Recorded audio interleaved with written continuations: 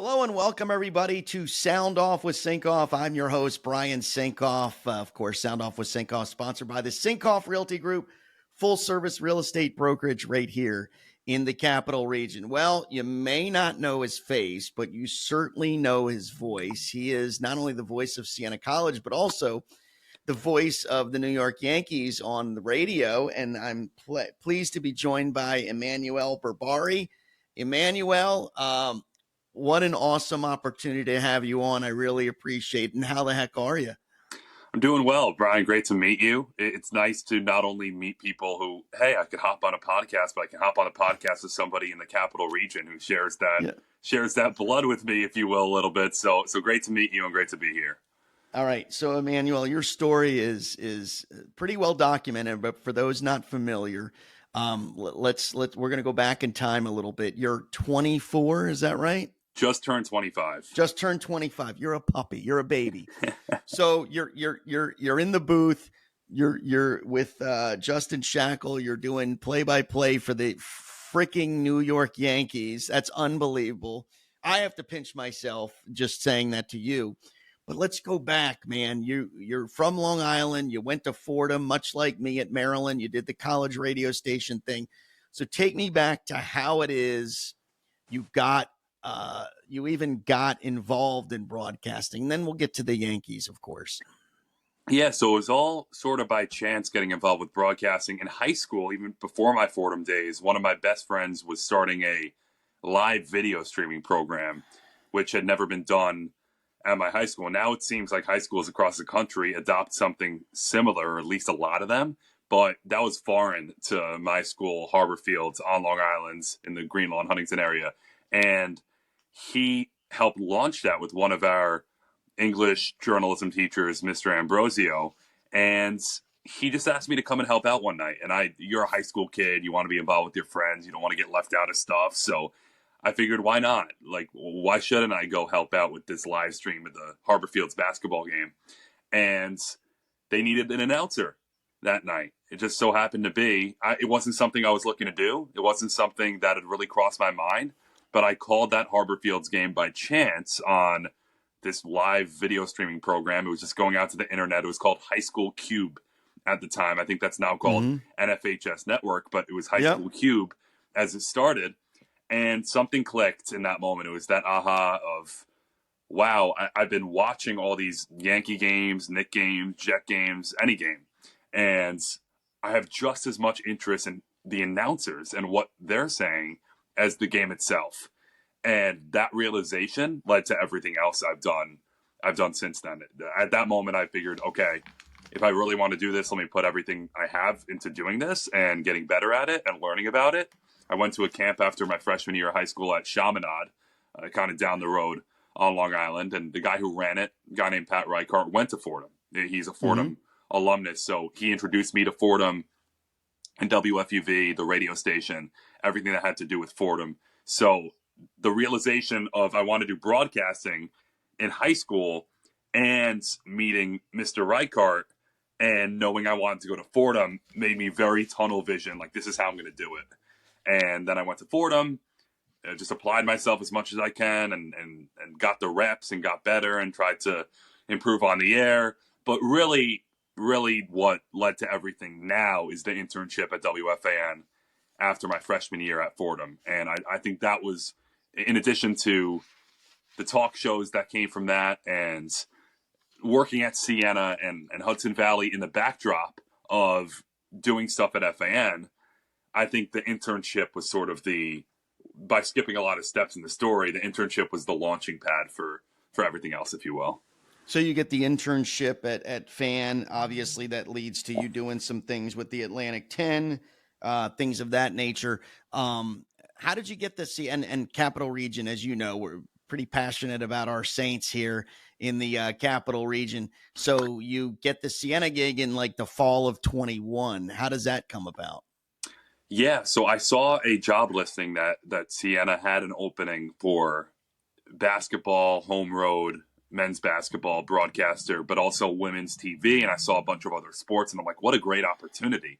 You're not only doing a full season of basketball, you're doing radio and TV, but you have the opportunity to do all these different sports. Like what a great chance for a young broadcaster. Like that fit the profile of what I was looking for. But I had no connection to Siena. I just thought, okay, how could I go for this and position myself best for a job when, frankly, in the Northeast region, you don't have a lot of similar opportunities. You have a lot of schools, but a lot of them freelance it together for their fall and spring sports, or you have a bigger school like a St. John's, for instance, where they've had a voice in John Minko on Learfield for years. So those jobs just don't come around very often in this region or in this Northeast region. So I thought, okay, how could I best position myself? And since I was at FAN, things sort of tying together, it's neat in this way. Bob Husler, who was a longtime update anchor at the Fan, is the voice of Fairfield. And I mentioned it to him and said, hey, I put in for the Siena job. Anything you would know about Siena, having worked in the MAC? And he said, oh, yeah, like I know their sports information director. I know some people there. Let me call on your behalf. So between that and I had a couple other references call, but it was really Bob who I just mentioned to him in passing, and he went out of his way to be nice. Like I by no means asked him to put in a word, but he had listened to some of my work and coached me on some of my basketball tapes over my Fordham years. And he was nice enough to believe in me at the time. And I think that's what got me the interview. And then the interview ultimately got me the job. All right. So you're doing Siena basketball. Then you're also working at the Fan. And we should point out, you don't live here in the capital region. You still live on the island, correct? So yeah, you're doing the commute. You're up and back, and you're sleeping where you could, sleep right. in hotels and friends and media members and things of that nature. And you're still doing updates on the Fan in New York, right? Still doing updates, still doing shows. Yep. Yeah. So tell me how the Yankee gig evolves. Not even you being the radio guy, but just even getting sort of involved in the broadcast to begin with. Right. And getting involved with the broadcast to begin with, none of this happens with actually announcing games and doing play-by-play without getting a foot in, if you will, with the Yankees in the first place. So the way that all comes about is the basis. And the reason I called it a launching pad earlier was I was internal at the Fan. I had interned, I had worked behind the scenes, I had done on-air stuff for a few years. And then once I sort of got my chops and was starting to grow as an on-air talent there, I think doing the Siena stuff on the outside and working for the Hudson Valley Renegades in minor league baseball, it still kept me in mind as a play-by-play guy. And the talk shows maybe had my bosses looking at me as versatile. And I would never say no to any opportunity at a place like WFAN. But I ultimately wanted to do play-by-play. And I wouldn't say that because any opportunity there was great. But they saw me doing Hudson Valley and Siena and sort of honing my craft and getting better at it. So when different play-by-play openings would come about within the FAN and Odyssey family, because there are multiple stations there in New York, they would put my name in the mix for it. So it wouldn't necessarily mean I would get the job, but my name was being talked about in that light. And that's what being internal helped with during that search. And then ultimately, going into 2023, I didn't even know if I was going to go back to Hudson Valley because the position had really changed where I had to be in the office around 9 in the morning each game day. And the only reason I could do it in 2022, in addition to the Fan, was because I had the flexibility of, hey, let's show up a few hours before the game, do the game, then maybe drive back to the city and do an overnight show. Like, that's how crazy my 2022 summer was, but it was so much fun. 2023, I probably couldn't have done the same thing. So I was wondering for a few months there, like, what's my baseball situation looking like in 23? I was wondering that internally. But just timing and luck, the pre and post opportunity opens at FAN for the Yankees. And Justin ended up doing a lot of them last year. He was on TV a bunch doing Yes. So I would do a ton of those post game shows. That led to end of the year, John and Suzyn both take off. Justin and I work a series together, and that put us both in the mix for doing fill-ins this year. And then John retired about a week and a half into this year. So this year plus span, a lot of moving parts, but getting in the door from being an internal FAN guy going into 2023 is the only reason I'm here today doing regular Yankee play-by-play. All right. So, and I'm sharing it. You've probably seen some of the screens here. I'm sharing some of your pictures, some of your stuff. There you are with your partner there, Justin Shackil. Yeah, I who appreciate you also, being prepared with these pictures. It is awesome. yeah, well, hey, I'm an old timer though. You know what I'm saying? I've been known. So that's you and Justin. So he was also a Fordham grad, much like you. All right. So let's go back. You get the call in like September of 2023. I think Suzyn had Rosh Hashanah, right? So she was off that weekend. John took the weekend off. It was, I guess, a trip to Pittsburgh. They call you in, right? Much like getting called up to the majors, and they say you're going to Pittsburgh and you're doing play-by-play.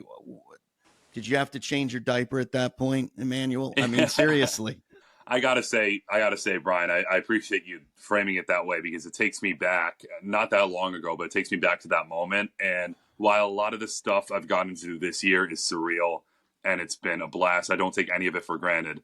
A lot of it has been when John retired a week and a half into the year, it was just like, wham, bam, let's go. And then I've just been trying to do the best job I can the rest of the year. But last year was different, where I hadn't done a big league game before play-by-play. I had a few weeks to prepare for it and think about it and really digest it. And it was definitely a magical moment where I had just gotten back from visiting one of my friends in Charlotte. He lives in Charlotte, and I had the weekend off. And we just had a fun weekend in Charlotte. We were hanging out, and I came back, and that week I was just supposed to catch up with one of my bosses at FAN. I had no idea this was on the radar. It was just supposed to be a general, like, how you doing? How's the season going type of thing. I go into the office. It's not just him, but it's my other direct boss at FAN sitting there together. And you're like, am I handing in the keys? Is this it? I'm like, what's going on here? They're never in the same place at the same time. Do I have a box to clean out my desk? Yeah, exactly. So they asked me, had I ever been to Pittsburgh? And that's when I knew something was going on. And I said, I've been there once, a Fordham women's basketball game back in 2019. The women's basketball team won the A-10s. And we talked for a couple minutes and beat around the bush, if you will, for a few minutes. But then they broke it to me that John and Suzyn were both off, and they thought it was a great opportunity for me to do my first 3 major league games. And they also told me how supportive Suzyn was of me getting the opportunity to do it, which, leaving the room, that made me feel so much better about the opportunity, because there's a certain element of, wow, can I handle this? Can I, is this truly my time to break into the big leagues? But knowing that John and Suzyn were so supportive and wanted that for me, it was really, between my bosses being so supportive and knowing I was working with Justin and knowing I had the support of John and Suzyn, those next couple weeks getting ready for it, but also keeping everything in perspective was really special. And obviously here is a picture of Justin and Suzyn there. Obviously that, this is them doing a game together. Let's talk about, so this season, John retires, as you said, about 2 weeks or so into the season. At that point, did you know, or how did you find out this was going to be more of a quote unquote permanent thing in terms of you really having a part of these broadcasts? Yeah, I sort of knew, because Justin and I were each supposed to do 25 games filling in for John when he didn't travel this year. So I knew I had those games as a baseline, but I didn't know when John retired, like, you never take this for granted. They could go in any direction. This is a legend retiring and vacating that seat. So they could have done anything. They could have done any plan. They could have brought in anyone.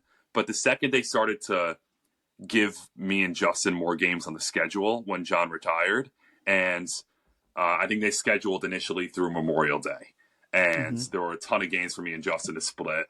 And then once Memorial Day came around, they scheduled more, and then they scheduled more. And Ricky Ricardo's done a few games, our Spanish language announcer, and Brendan Burke, the Islanders announcer, has done a couple as well. But it's mostly outside of that. Justin and I have tag teamed it and gone back and forth.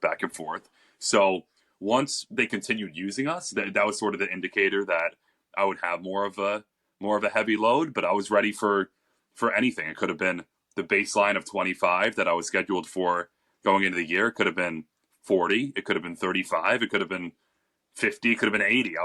It was just a matter of take what you're given. And they started to show a lot of faith in us initially just by handing us those original games. And I think that's when I started to know. But the rest has been touch and go. It's sort of been month by month this year. All right, Emmanuel, you grew up in Long Island. Were you a Yankee fan growing up? Yeah. All right. Yeah, which makes this extra cool. All right. So you're a Yankee fan growing up. You're 25 years old. You're one of the radio voices for the New York Yankees.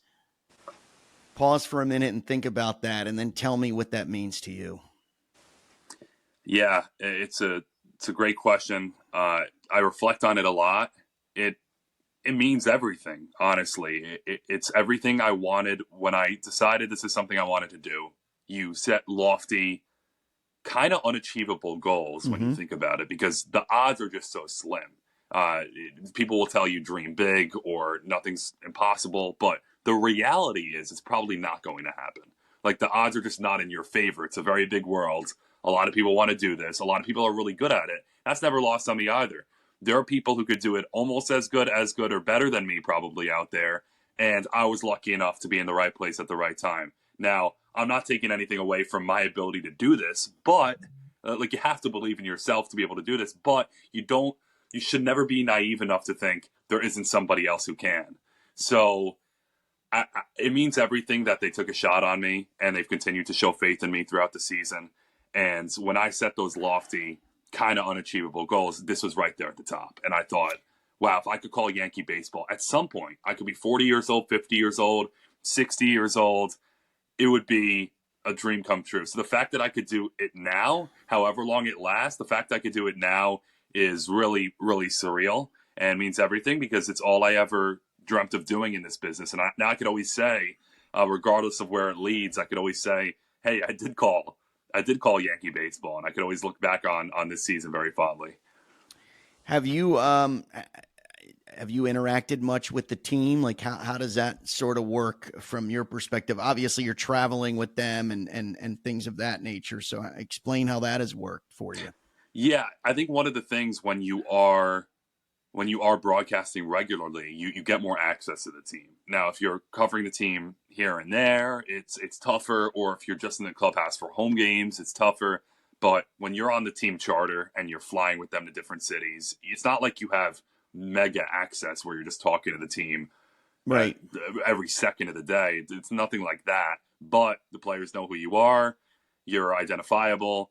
The coaching staff is going to give you way more time if you just want to talk shop with somebody, because you're there on a day in, day out basis. You sometimes are talking to the coaches about something nothing to do with baseball, just life, or you walk back into the hotel and you bump into somebody as you're about to walk onto the elevator, and you have like they call an elevator pitch, but you have like that level of time to just like talk about whatever with them. So you develop and build relationships that way, and I think that helps. Like, I think every little bit helps, because then if you see somebody in the hotel and then you see them in the dugout the same day, you're more likely to say hello to them, and it leads to a conversation, as opposed to if you're more of a foreign face, or somebody they're not used to interacting with on a day in, day out basis, or somebody they may not trust as much. So I think that's the biggest thing with being with them and traveling with them, is the ability to interact with people that otherwise you would have maybe once every 2 weeks you would talk to them. Maybe that's 5 times in a week. And I think that helps every bit. And I remember, I go back to my days when I was about your age. I was working for the CBS affiliate in Baltimore, and I'm an Oriole fan. I'm from the DC area. Don't hold on that against me, Emmanuel. So I remember interviewing Orioles in the locker room in from 94 to 97, 98 is kind of how long I did that. And, you'd have to pinch yourself a little bit. Here I am talking to Cal Ripken and Mike Mussina and Brady Anderson. But I think, and this as well as anybody, you want to go, oh my gosh, that's Aaron Judge. But then you're probably thinking, well, this is my job, right? How hard is that to toe that line of being a 25-year-old super fan and this is my gig? Yeah, I think Fordham and FUV, they're lucky enough where Bob Aarons, who was the legendary sports director there for years, he set it up where they had access to a lot of the local professional teams. They would train reporters to go there and cover the teams while they were in school. And I was fortunate enough to cover the Yankees in 2019 as a Fordham student. And that taught me a lot about putting fandom aside. And from day one, it was just, how do I be the most professional reporter I can be? How do I interact with other reporters well? How do I conduct myself around a player? How do I not overstep, if you will? So that really trained me well, but still there are moments where you're like, wow, I'm walking on the plane and there's Aaron Judge and Giancarlo Stanton sitting right next to each other, and they're sharing a laugh, or Juan Soto's right behind them. So you can still feel it. I think it's okay to feel it, because if you don't, this is no longer cool to you. And I think it should always be cool to you. So the little fan in you should always have a part of you, especially if you're a fan of that team. But balancing it and thinking, okay, I feel this, but I'm not going to show it, or I'm not going to express it, because then all of a sudden they think who is this fan who's riding around with us? Who got on our plane? Yeah, exactly. Who let him on? Yeah, exactly. Yeah. So I think feeling it is good, but balancing it and balancing those emotions is really important. All right. How do you, because the baseball season is so long, it's so intricate, there's so much going on. How do you sort of prepare for each broadcast? And this is a shot of your booth. We see your score and your scorecard, and obviously your where the guys are in the outfield, and some notes. So how long, because there's games every night, how do you go about preparation? The prep definitely shortens if it's within a series or within a road trip, as opposed to leading into it and preparing a team from scratch. So you want to get familiar with everybody on a roster and the trend lines of a certain team and the storylines surrounding a team you're facing ahead of time.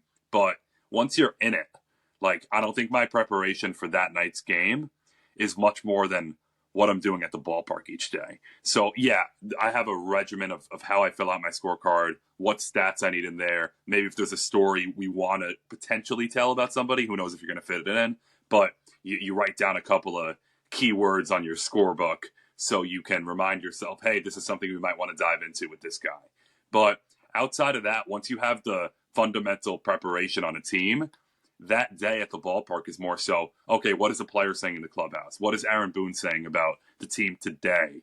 Because for a Yankee fan, unless you're hitting them over the head with, here's what happened back in May, they don't really care anymore. It's about that night's game, and they understand the trajectory of the season. And that's the difference between being, I think, a local broadcaster and a national one, is you don't have to hit them over the head with the storyline of the season. They've lived it.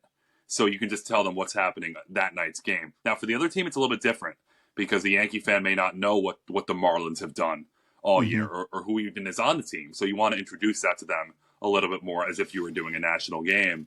So I think a lot of it is what you gather at the stadium, especially when you're in the swing of a series. But the rudimentary, who's this player? Where is he from? What's a cool story about him?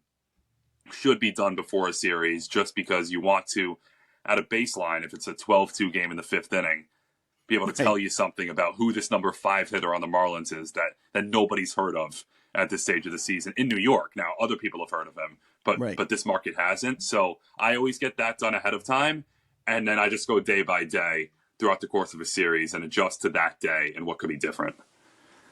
So I'm looking at this picture here. What a great photo you took. I'm pinching myself, dude, looking at, and I just called you dude. I'm pinching myself looking at this, and I'm not even a Yankee fan.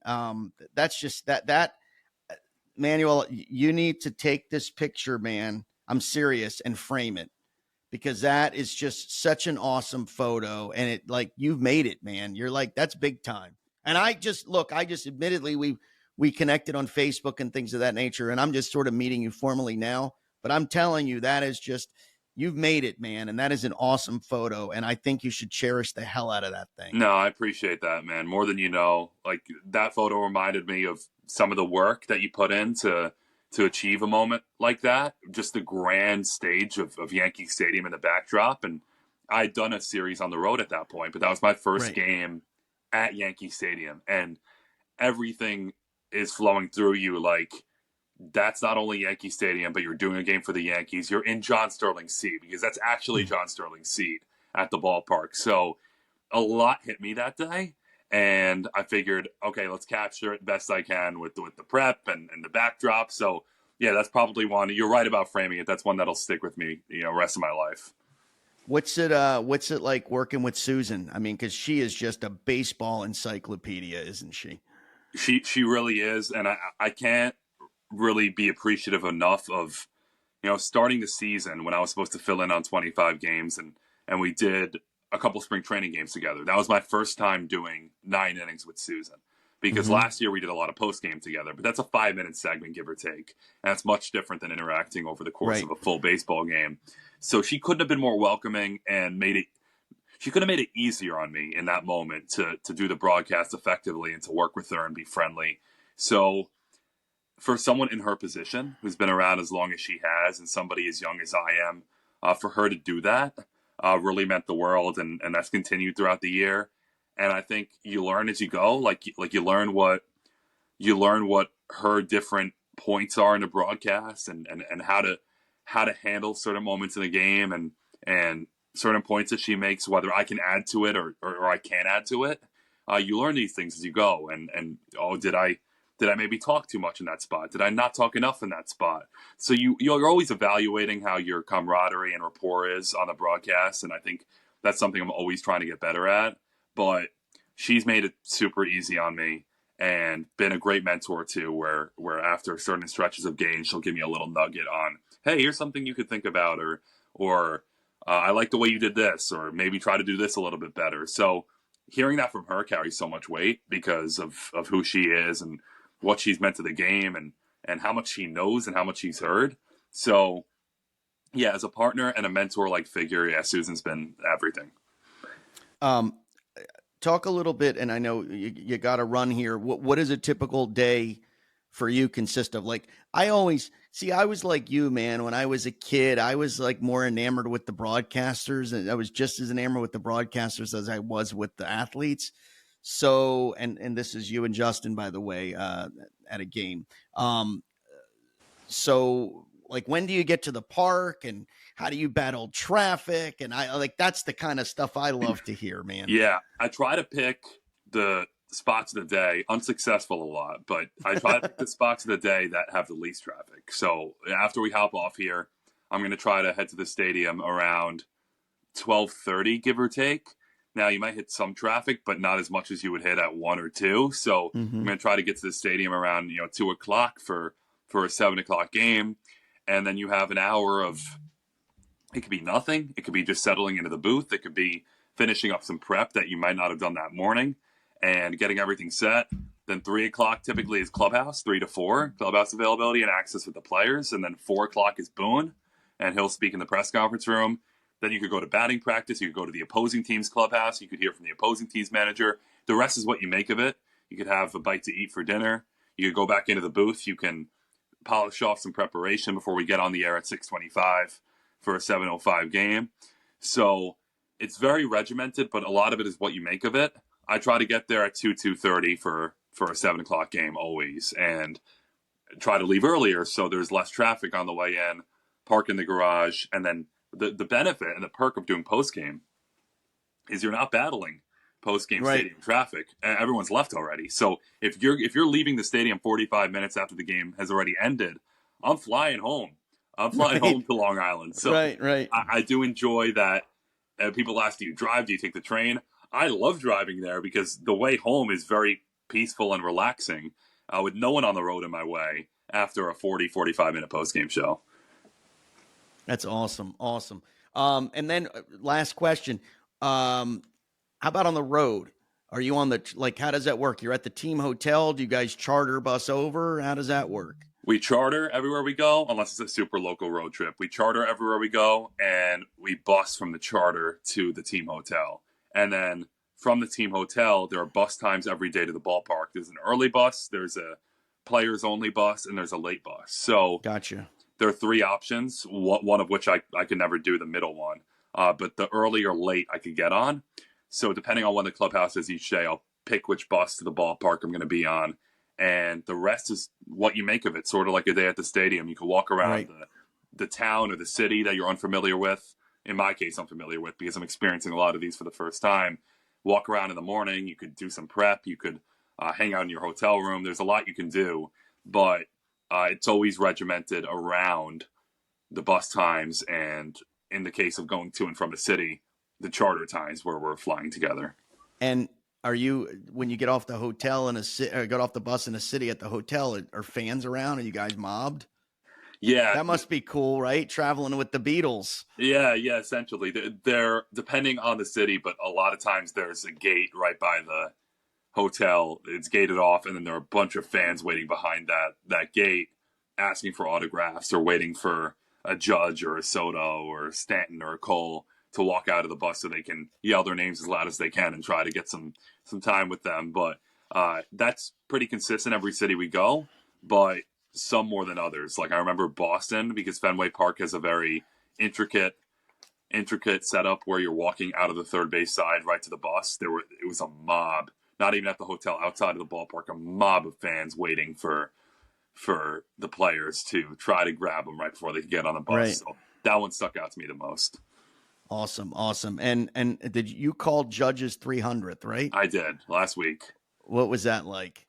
That's my last question. Yeah, surreal. Surreal is the word, because it could come, but we had 3 days there where he was sitting on 299 and the count was 3-0. So I thought he was getting walked in that spot. Soto had already been intentionally walked. 3 pitches were pretty far outside the zone to Judge. We know how much he's been walked. So I was surprised they threw it even close to the plate, or that he swung on the 3-0 pitch. And he did. And the second he swung, the ball flew off his bat and you knew this was it. So the jolt inside of you, knowing that, hey, this is it, but I didn't really expect it in this moment. It was a pure adrenaline takeover, which you really wouldn't want it any other way. Right. But it was pretty cool that it happened in that fashion. Do you know what you're going to say before you say it? Do you rehearse, like, if this happens here, or is a lot of it just natural based on your training and experience? Good question. I try to keep a lot of it natural, because I think whenever you plan, it can come off as forced, or it may not. Right. You're more likely to stumble because you have a line in mind. So I try not to plan it, but what I will always do is think ahead of time. And if there is something, I think it's worth a thought and exploring it. And then you always want, even if you don't think of anything, you want a key phrase or a key nugget. Like I didn't have a line in mind, but I had fastest ever in my mind, because I knew that had to be part of the call. Because 300, I'm not saying it's not unique, because only 162 players have ever done it, but 300 isn't the same as 400 or 500 when we talk about the all-time greats. But 300, when you're the fastest ever do it, that has to be part of the call, because that's what makes Aaron Judge so unique in this moment. So the call wasn't in mind, but fastest ever was in my mind. Awesome. Well, Emmanuel, I want to thank you so much for joining me, especially here on game day. I really appreciate the time. From everyone here in the Capital Region, you got fans here. You got a fan in me, and we wish you nothing but luck and success in the future. Really appreciate it, Brian. It was great to chat, great to do this, and great to meet you. And you know what? When you come up to Albany during the Siena season, lunch is on me. Oh, I appreciate that. Yeah, seriously, it'll be on me though. I'll try to fight that check away from you. That's true. I mean, you're working for the Yankees. You're buying lunch, dude. All right, my man. Hey, good luck. Thanks again, and we really appreciate it. Of course. Thanks for having me, Brian. Appreciate it. All right. That is Emmanuel Barbari. He is the Yankee play-by-play announcer on the radio side of things and the voice of Siena. And want to thank everyone for watching. Want to thank you for joining me. Have a great day, everyone. Until next time, we'll see you.